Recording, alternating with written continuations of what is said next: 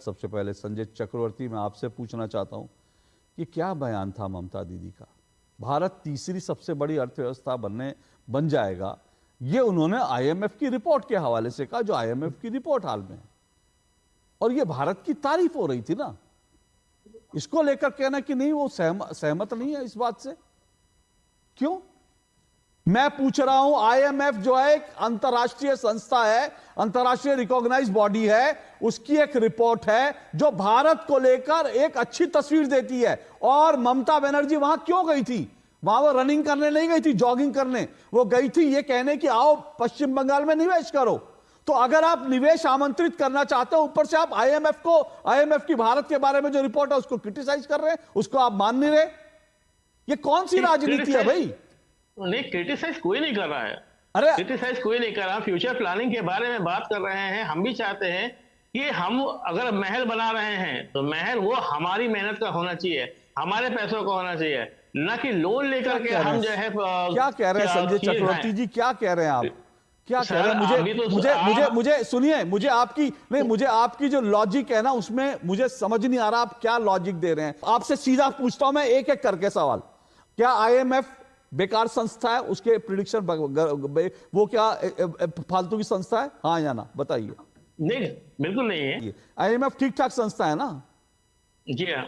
तो आईएमएफ की रिपोर्ट है सर, अगर आपने पढ़ी हो आईएमएफ की रिपोर्ट है। आईएमएफ कहता है कि 2027 तक जो है भारत $5 ट्रिलियन हो जाएगा, 2047 तक $30 ट्रिलियन हो जाएगा, 2027 में भारत जापान को, 2025 में भारत जापान को छोड़ देगा, पीछे छोड़ देगा, 2027 में जर्मनी को छोड़ देगा।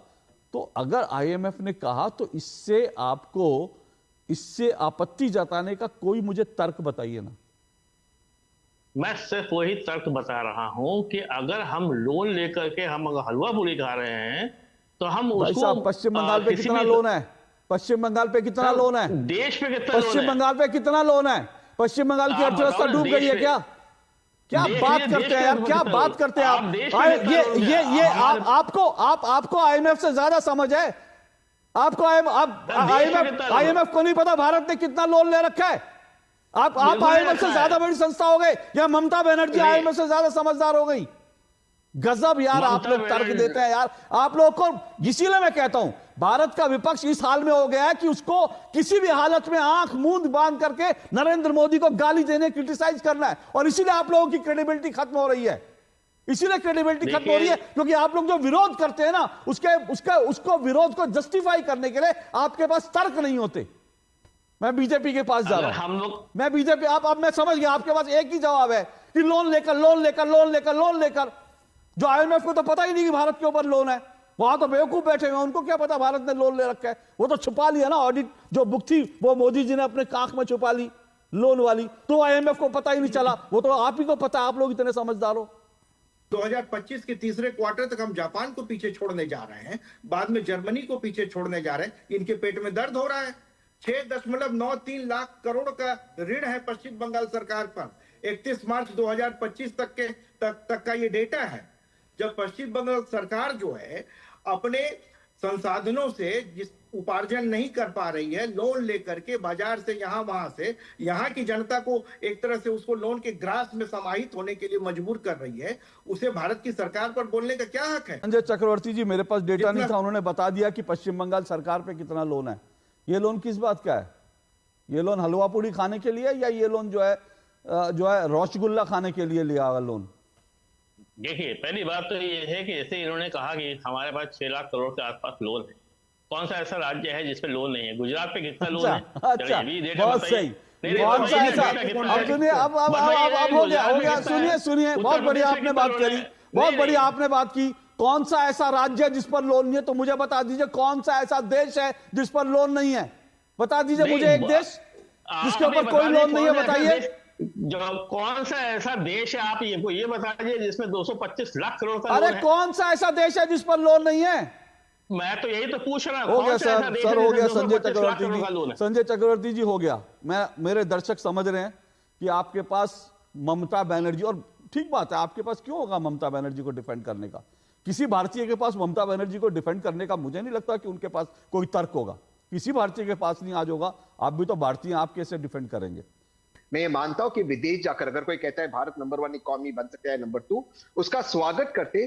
जो आपको लगता है, जो आप कंट्रीब्यूट कर सकते हैं, वेस्ट बंगाल कर सकती है, आप यानी कि वेस्ट बंगाल या ममता जी, उसके पॉजिटिव चीज अगर हाईलाइट करे, जो डेमोग्राफिक जो हमारे एडवांटेजेस है, जैसे डेमोग्राफिक एडवांटेज है हमारे पास, इंग्लिश का एडवांटेज है हमारे पास, आईटी का एडवांटेज है हमारे पास, उसको अगर हम हाईलाइट करते, मुझे लगता है और भी निवेश आता, वेस्ट बंगाल में आता, भारत में आता। मुझे एक लास्ट चीज कहनी है, वेस्ट बंगाल में निवेश भी आएगा तो कौन से रूट से आएगा? कोई कैश तो लाएगा नहीं वेस्ट बंगाल के अंदर, वो तो आरबीआई के मीडियम से और सेंट्रल बैंक और फाइनेंस मिनिस्ट्री के मीडियम से आएगा, तो आना तो इन्हीं के मीडियम से। तो जितना हम सेंट्रल गवर्नमेंट के साथ कोऑपरेट करें, यूनियन गवर्नमेंट के साथ, और साथ में मिलकर एक विकसित भारत बनाए, मुझे लगता है उसमें भारत का और वेस्ट बंगाल का दोनों का लाभ होगा।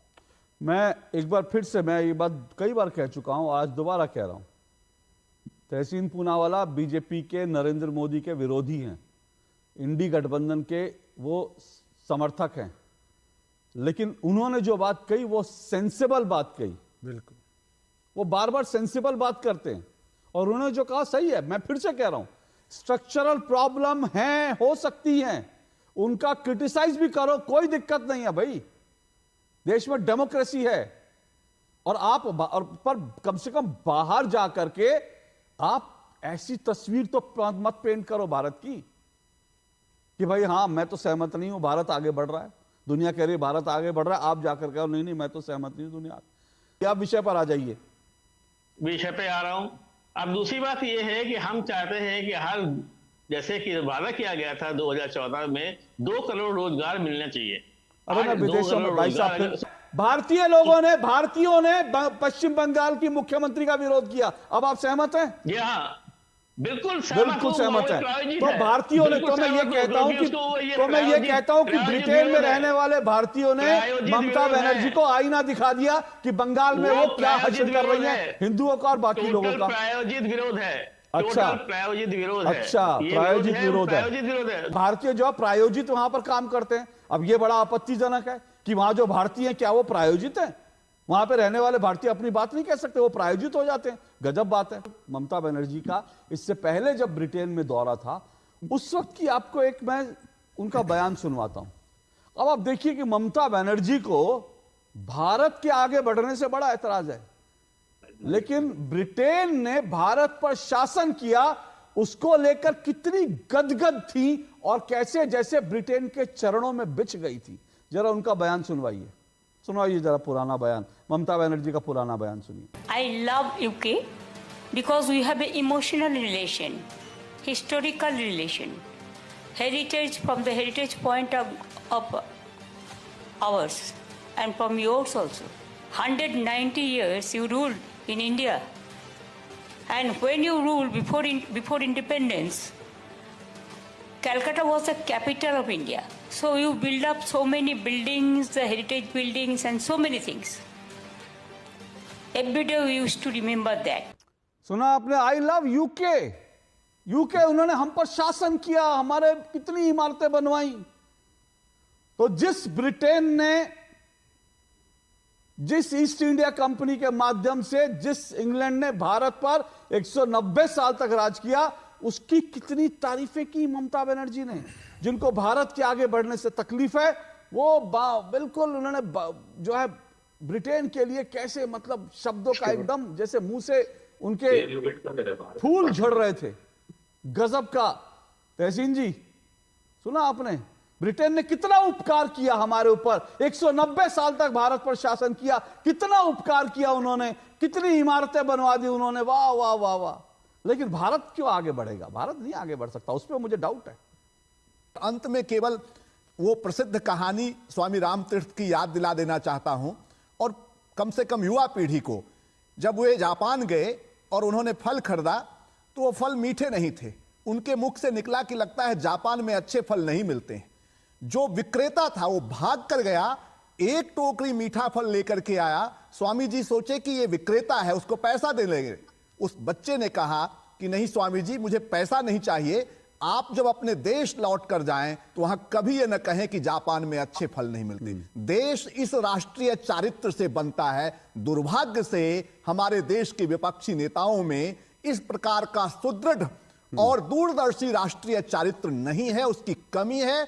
उसे विकसित किया जाना चाहिए। बीजेपी खुशकिस्मत पार्टी है कि उसको ऐसा विपक्ष मिला है जो अपने आप को बार बार एक्सपोज करता है, बार बार जनता, और क्योंकि देश की जनता ये देख रही है, और मैं सुबह से आज देख रहा था सोशल मीडिया पर, अगर तहसीन जी जैसे लोग और सोशल मीडिया पर तमाम लोग जो हैं, जो लोग चाहते हैं कि विपक्ष जो है मजबूत हो, वो लोग विरोध कर रहे हैं इस बयान का, तो आप तो खुशकिस्मत है कि आपको ऐसा विपक्ष मिला कि मोदी का विरोध करते करते देश का विरोध करने लगता है। मुझे नहीं मालूम विपक्ष ऐसा क्यों करता है, क्योंकि मैं ये मानता हूं इस देश की जनता, जो आम जनता है, वो ये पसंद नहीं करती है। उसको ऐसे बयानों से आप रिझा नहीं सकते हैं, ऐसे बयानों से आप उसे अपने पक्ष में नहीं ला, बल्कि ऐसे बयान देकर आप अपने समर्थकों में भी अपना समर्थन खोते हैं। लेकिन विपक्ष को हो क्या गया है, ये अपने आप में जो है मुझे लगता है शोध का विषय है। नरेंद्र मोदी से विरोध, नरेंद्र मोदी का विरोध करते करते विपक्ष जो है इस हद तक जो है इतना वो जो नफरत से भर गया कि वो भारत से नफरत करने लगा। और ये पहली बार नहीं हो रहा, बार बार हो रहा है, बार बार विपक्ष अपनी ये बात दिखाता है। मुझे नहीं मालूम ऐसा क्यों होता है।